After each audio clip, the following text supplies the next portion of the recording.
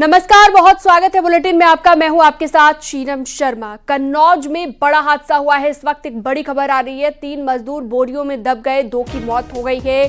धान मिल में बोरियां रख रखे थे तीनों, और मिल में बोरियां रखी गई। मजदूरों पर ये बोरियां गिर गई। छिबरामऊ कोतवाली क्षेत्र की ये घटना बताई जा रही है, जहां पर हादसा हुआ है। धान मिल में बोरियां रखते वक्त ये हादसा हुआ है। तो कन्नौज में ये बड़ा हादसा सामने आया। रायबरेली जिला अस्पताल में बड़ा हादसा टल गया है। यहां पर ऑक्सीजन सिलेंडर लीक होने पर मरीजों में भगदड़ जैसी स्थिति बन गई। तीमारदार अपने मरीजों को बेड समेत वार्ड से बाहर निकाल कर ले गए। हालांकि अस्पताल प्रबंधन ने त्वरित कार्रवाई करते हुए लीक सिलेंडर को तुरंत बदलवा दिया, जिसके बाद ही मरीज और तीमारदारों ने राहत की सांस ली। कोई ऑक्सीजन सिलेंडर लीक कर गया था, उसको बदलवा दिया गया। सब ठीक है, बाकी हड़बड़ाहट में सब लोगों ने इधर उधर हो गए, बाकी कुछ नहीं। कोई संभल में पत्थरबाजों की पहचान के लिए पुलिस ने अभियान तेज कर दिया है। संभल पुलिस ने कल शहर भर में पत्थरबाजों के पोस्टर लगवाए थे, तो वहीं आज एएसपी की तरफ से लोगों से मदद की अपील की गई है। आरोपियों पर एक्शन में जुटी संभल पुलिस ने आम जनता से मदद की अपील की है। पत्थरबाजी के आरोपियों पर पुलिस का लगातार कड़ा रुख देखने को मिल रहा है। करीब 2700 लोग पत्थरबाजी के आरोपी हैं। अब तक सिर्फ 76 लोगों को पुलिस पकड़ पाई है। जामा मस्जिद संभल के निकट हुई हिंसात्मक घटना में कुछ अभियुक्तों की पहचान की जानी शेष है। सीसीटीवी के माध्यम से इस घटना में संलिप्त अपराधियों की पहचान की जा रही है, जिनमें से कुछ अपराधियों की फोटो प्राप्त किए गए हैं। उन्हें विभिन्न सांस्कृतिक स्थानों पर लगाए जा रहे हैं, जिससे उनकी पहचान हो सके। आम जनता से यह अपील की गई है कि इनकी शिनाख्त करते हुए पुलिस को सूचित करें, जिससे कि विवेचनात्मक कार्रवाई की जा सके एवं अपराधियों के विरुद्ध कठोर विधिक कार्रवाई की जा सके। उन्नाव के बंथर बिजली उपखंड से जुड़े उपभोक्ताओं से बिल सुधार के नाम पर की गई अवैध वसूली की जांच तेज हो गई है। टीम में शामिल अधिकारियों ने रैंडम आधार पर 5 अन्य बिलों की जांच की, तो उनमें नियम विरुद्ध संशोधन किए जाने की पुष्टि की गई है।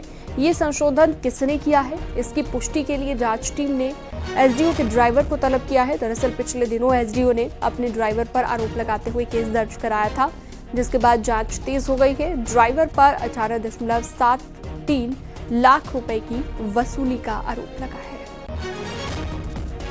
ये प्रकरण अभी हम लोगों के संज्ञान में आया है अभी कुछ दिन पहले। जो हमारे बंथर एसडीओ हैं, उनके यहाँ से कुछ बिल रिवीजन हुए हैं, जो कुछ गलत प्रतीत हो रहे थे। हम लोगों ने जब यहाँ पे बिल रिवीजन चेक किए, तो उसमें जब गलत प्रतीत हुए और एसडीओ को इसके बारे में जब जानकारी पूछी गई, तो उनका ये जवाब रहा है कि हमारी आईडी हैक कर ली गई है और उनके ड्राइवर के द्वारा ये बिल संशोधन कर दिए गए हैं गलत तरीके से।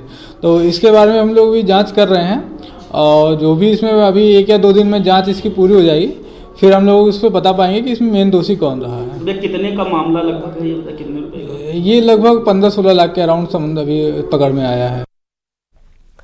पिछले 1 महीने में बाबा विश्वनाथ की दान पेटिका में 7 करोड़ का चढ़ावा चढ़ा है। विश्वनाथ धाम में श्रद्धालुओं के आंकड़े जारी करने के बाद अब मंदिर प्रशासन में चढ़ावे की जानकारी दी है, जिसमें सिर्फ दान पेटिका से 7 करोड़ का चढ़ावा विश्वनाथ के दरबार में श्रद्धालुओं ने चढ़ाया है। जबकि महाकुंभ की शुरुआत होते ही विश्वनाथ धाम की तरफ से ऑनलाइन या फिर ऑफलाइन सुलभ दर्शन और आरती के टिकट पर रोक लगा दी गई थी, जो अब तक लगातार जारी है। महाकुंभ के दौरान अब तक बाबा काशी विश्वनाथ में दर्शन करने के लिए 1.5 करोड़ से अधिक श्रद्धालु पहुंचे हैं।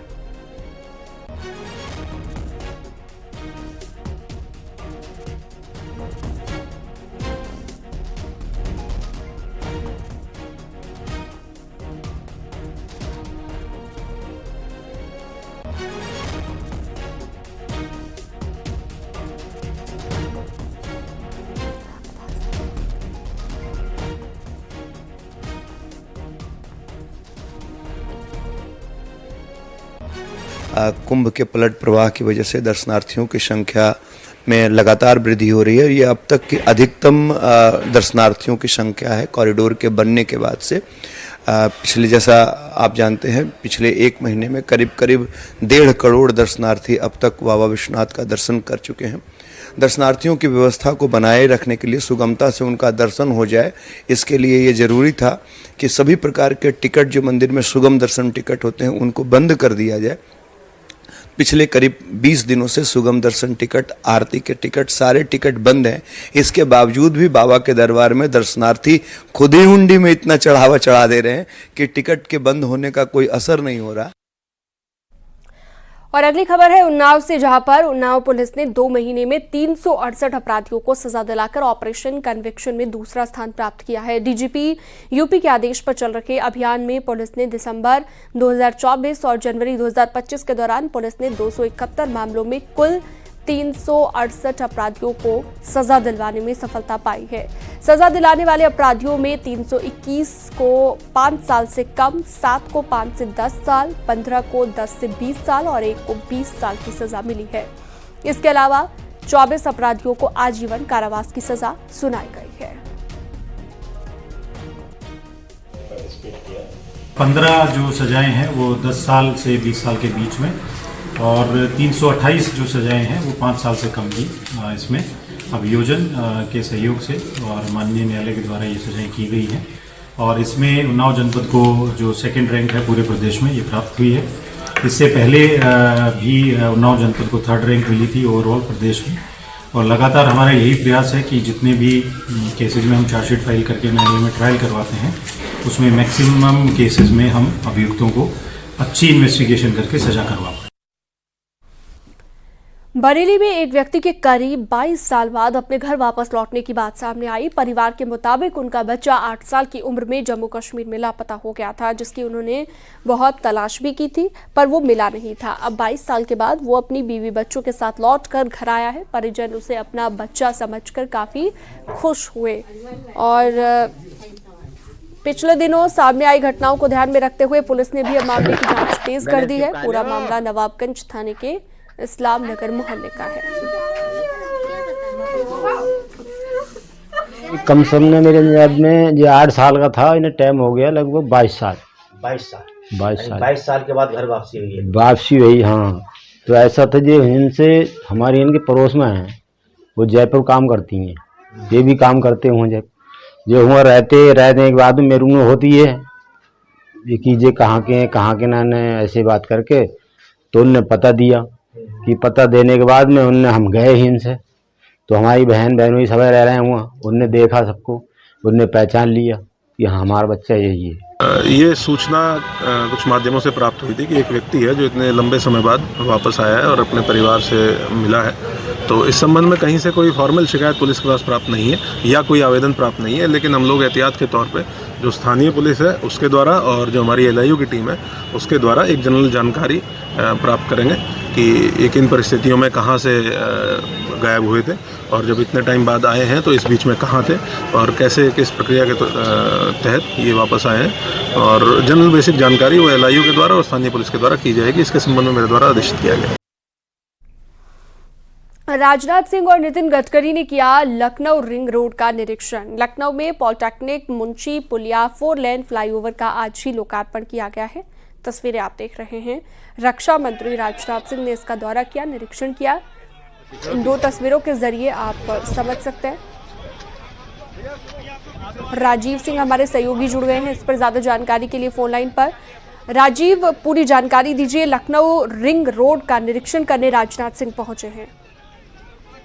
देखिए, आज राजधानी लखनऊ को 1028 करोड़ की लागत से 114 परियोजनाओं की एक बड़ी सौगात दी गई है। इसमें 2 फ्लाईओवर का लोकार्पण किया गया है, मुंशी पुलिया और खुर्रम नगर, और उसके साथ ही जो रिंग रोड बन रही है उसका भी निरीक्षण करने के लिए केंद्रीय रक्षा मंत्री राजनाथ सिंह और केंद्रीय सड़क परिवहन मंत्री नितिन गडकरी पहुंचे हैं। उससे पहले जो लखनऊ कानपुर एक्सप्रेसवे बन रहा है उसका भी निरीक्षण दोनों मंत्रियों ने किया था, ताकि जल्द से जल्द इसको निर्धारित समय पर पूरा किया जाए। क्योंकि रक्षा मंत्री राजनाथ सिंह ने आज इस कार्यक्रम के दौरान जो रिंग रोड है जो बनकर तैयार है, चल रहा है, उससे जुड़ी कुछ अन्य मांगे की थी, जैसे कि सर्विस लेन और लीफ निर्माण की मांग की थी, जिसको देखने के लिए सड़क परिवहन मंत्री नितिन गडकरी पहुंचे थे और उन्होंने मंच से दावा किया कि जितनी भी मांगे केंद्रीय रक्षा मंत्री राजनाथ सिंह ने की है वो सभी प्रस्ताव मंजूर कर लिए गए हैं। आने वाले दिनों में उत्तर प्रदेश में 5 लाख करोड़ से अधिक के सड़क निर्माण से जुड़े कार्य कराए जाएंगे और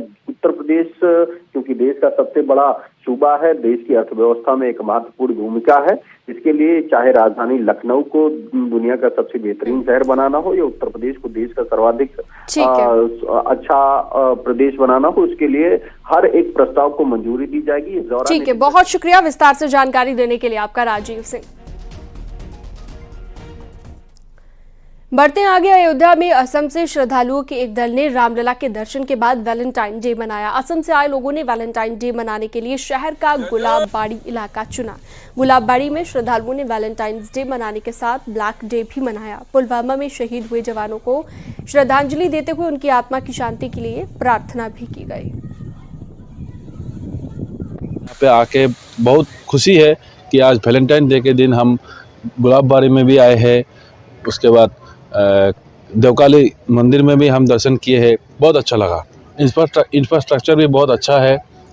हमको एक लाइफ का एक्सपीरियंस हो रहा है कि हम इतना दूर से आके इतना अच्छा दर्शन कर पा रहे हैं और हमारे यहाँ का सब व्यवस्थाएं भी अच्छा है। कुंभ मेला में आके उधर में संगम में नहाने के आगरा में अखिल भारत हिंदू महासभा ने वैलेंटाइंस डे का विरोध किया। सुभाष पार्क पर लाठी में तेल लगाकर पूजा की गई। वैलेंटाइंस डे का प्रतीकात्मक पुतला फूंका गया और अखिल भारत हिंदू महासभा के लोगों ने शहर भर के सार्वजनिक स्थानों पर निगरानी करने का ऐलान किया है।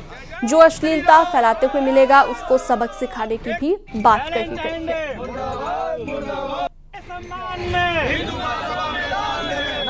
देखिए, पश्चिमी सभ्यता का हिंदू महासभा लगातार विरोध करती आई है। पश्चिमी सभ्यता जो 14 तारीख है, जो बहुत ही गंदा दिन है, जो सनातन संस्कृति को धूमिल करने का काम कर रही है।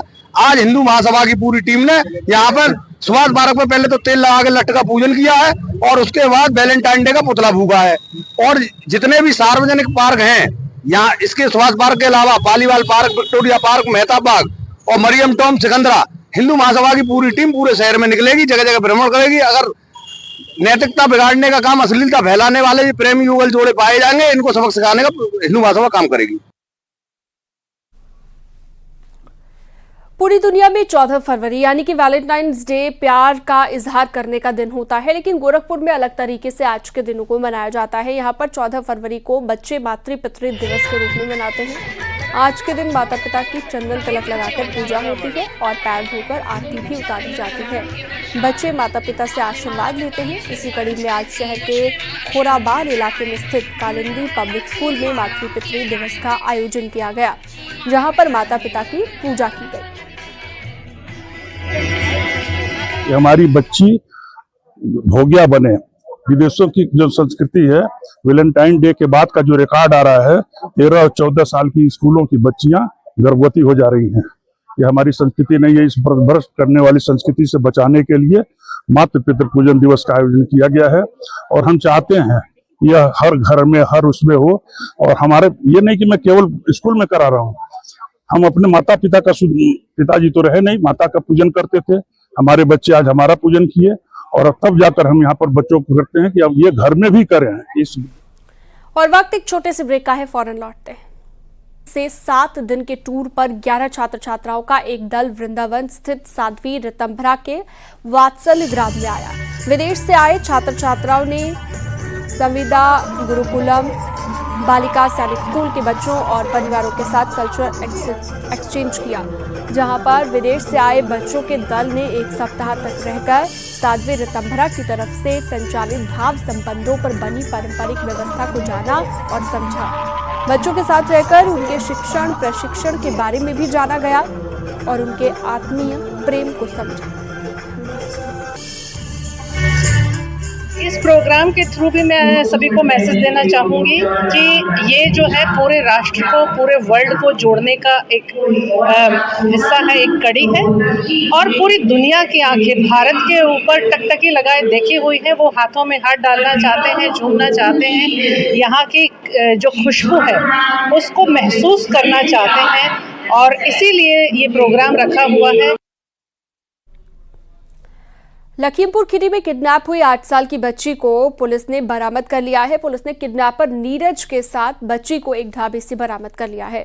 12 घंटे के भीतर पुलिस ने बच्ची को बरामद किया है। पुरानी रंजिश में बच्ची के परिवार को सबक सिखाने के लिए 19 साल के एक लड़के ने किडनैप किया था।